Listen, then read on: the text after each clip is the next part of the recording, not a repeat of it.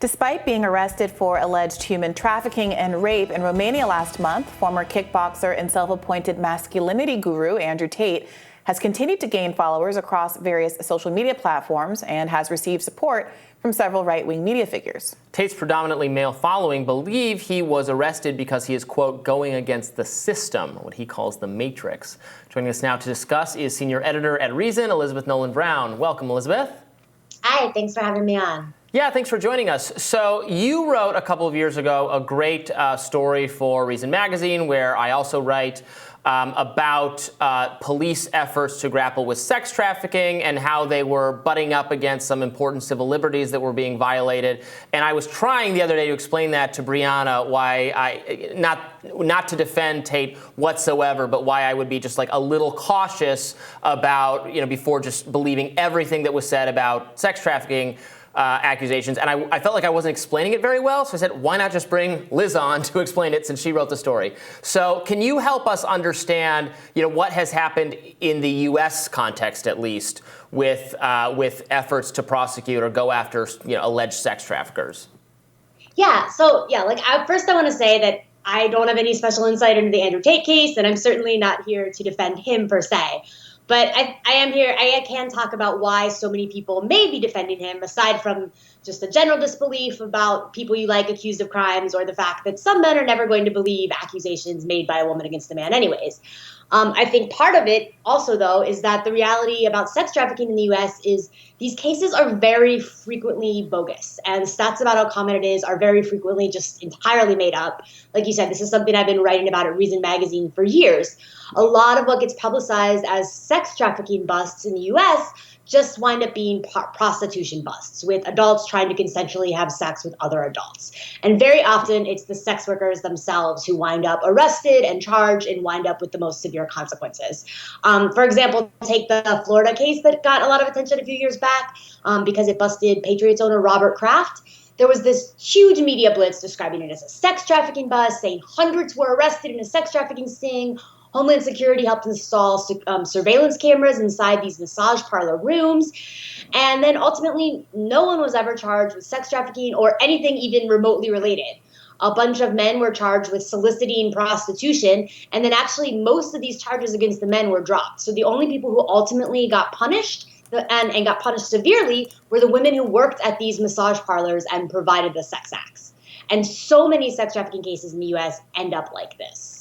Right, and I think it's important to note in that case and others, they were not being held against their will. No. They were not, being like chained to a basement or something. These were people who were consensual, exchanging money for sex. Some people think that should be illegal and think that's wrong, et cetera, but it is not. It wasn't forced on anyone, and that's a huge difference in my mind, at least. Right, like in the Florida case, these women were all in the United States legally. They had either green cards or they'd become U.S. citizens. They had their massage licenses. They were all in their 40s through 60s. So it was very different than this picture that got painted in the media. Often sex trafficking rumors on social media end up being false, too. It's amazing how often police are having to put out these press releases like, no, sex traffickers aren't snatching up people at your local Walmart or Target or things like that. So, you can see why people are skeptical of the Andrew Tate charges, even if it's not necessarily true, no matter what's going on in this case. Authorities are basically the boy who cried wolf about sex trafficking, and they've been crying sex trafficking on so many things that aren't sex trafficking for so long that it can be kind of hard to take them seriously.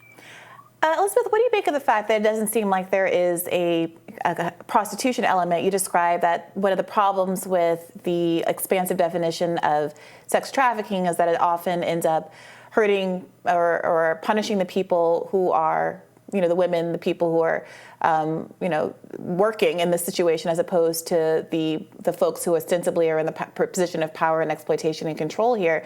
And this situation does strike me as something that's somewhat different from that prostitution pimp scenario, where Andrew Tate has been accused of kind of abusing, using fraudulently inducing, coercing women who are particularly very young. He said that he prefers to date 18 and 19-year-olds.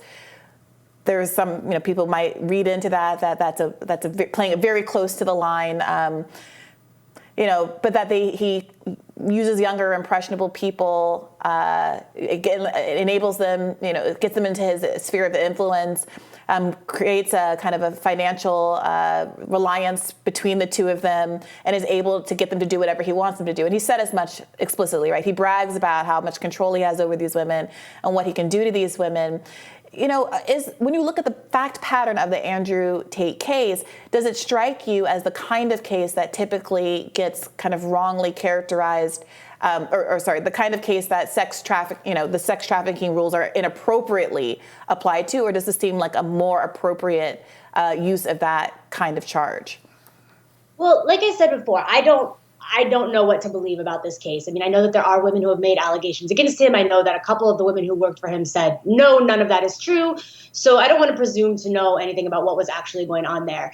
I will say that a lot of what you just described actually is the kind of police spin we hear about so many of these cases, even when it's actually just women engaged in consensual sex work. So all of the things you said are often narratives that we do hear from. Well, narratives aside, these are just quotes from Andrew Tate. Like that's what's so interesting about this case. There doesn't need to be speculation about what Andrew Tate believes he was doing. He went online and talked about and wrote about on his own website that this is his strategy with how to coerce women. I mean, he's very open about that. This isn't me projecting. Right. And the question, yeah. I don't think that being a manipulative person, being a bad person is not necessarily sex trafficking. So again, I don't know if this fits the thing, but I do want to say that I'm not saying that he's innocent either. I just say I don't know. And the fact that there has been so much blurriness though about what sex trafficking actually is makes it easier for people who are doing something wrong to get away with it. So I think that if he was actually guilty, then he is benefiting from the fact that we have really blurred the lines about what sex trafficking is. So it makes it easier for him to say plausible deniability and no, I'm just a victim of this thing that's been happening in the media and politics for a long time. And it is, sorry, just real quick, it is worth noting that he's also been charged with rape and running an organized crime ring. So even if the sex trafficking claim is just kind of a cherry on the indictment, there's a lot else here. Go ahead, Robby, I'm sorry. Yeah, and I wanted you to speak to efforts, again, in the U.S. at least, to go after alleged sex traffickers and the massive violations of free speech and civil liberties that have taken place because of that. You've written about the shutting down of places like Backpage and Craigslist. Internet sites and forums that were totally complying with law enforcement and were actually helping to turn over when really bad actual people were discovered. They would absolutely participate with law enforcement, but that ended up being used against them, and it's just been this total witch hunt in the online context.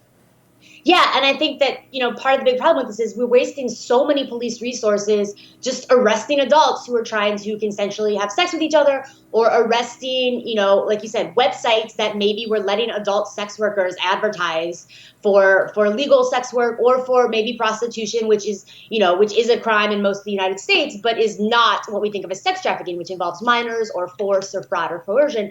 So we have so much resources going towards fighting that you aren't having the resources there to actually catch the bad guys. So it's like a double problem where you're both, violating everyone's civil liberties, violating the rights of sex workers, and not making anyone safer, and actually making things worse for the people who are actually victims of exploitation. And they don't even prosecute the quote unquote bad guys in the situations where they are breaking up. They prosecute the women. Yeah, I think that's all very legitimate with respect to people who are in a traditional sex work scenario. But again, I think it's worth just reading some of the facts about what Andrew Tate's particular fact pattern are. This is from a Vox piece. Andrew Tate once said he moved from the UK to Romania because, quote, rape laws are more lenient there. This is what he has said about himself. Tate has probably admitted to some version of the charges already. The self-proclaimed king of toxic masculinity told the Daily Mirror that he and his brother once operated a, quote, total scam business in which 75 women were paid to talk to men for $4 per minute, and where the Tates would pocket most of the money. The charges, this is a little bit more specific about the charges. They say that Tate recruited victims by making them believe they were interested in genuine relationships, then transported them to live in houses where they were under constant surveillance and forced to act in porn videos under threats of violence. The videos would then be sold online. So, I mean, those are some substantive charges that it would seem there must be a good deal of evidence. I mean, there has to be material evidence for if we're talking about porn videos. We'll see which of the alleged victims are willing to testify against Tate and support these claims. Tate has said that there was no victim in this. He took to Twitter in the last few days saying there are no victims here.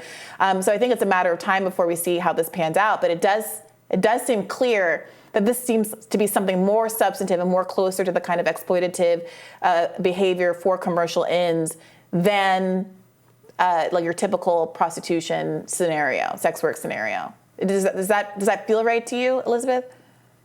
Again, I think we just have to separate the things that are Andrew Tate's persona from the things that the police are saying. And the things that police are saying may well end up being true, but even bad people, I think, deserve a presumption of innocence, or at least not a presumption of guilt. So I wouldn't say just because he's said like some very misogynistic things or very, you know, about the way he treats women, that he's coercive and things like that. I wouldn't necessarily say that because that is his online persona that we should immediately think that anything police are saying about him is true. It might well very well be true. I just don't think that we can say for sure just because that the police are saying that that's what's going on. Well, thank you so much for that, Liz. That was very, very helpful. Really appreciate it. Thank you. And we'll have more Rising right after this.